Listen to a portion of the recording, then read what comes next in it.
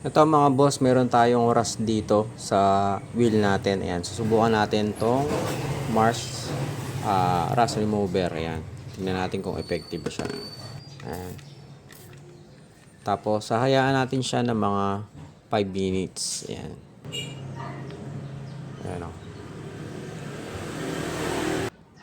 Ayan, so ibig sabihin yan, may effect na sa kanya yung nilagay nating spray mga boss. Ayan.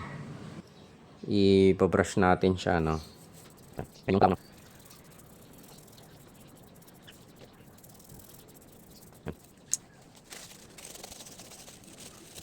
Tapos yung kalawang niya. So, konting brush na lang yan. Tsaka, siguro ilalagyan pa natin ng isa pang spray.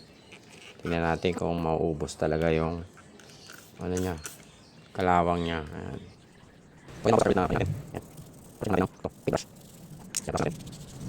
Ayan, no? So, nawala yung kalawang. So, effective nga siya.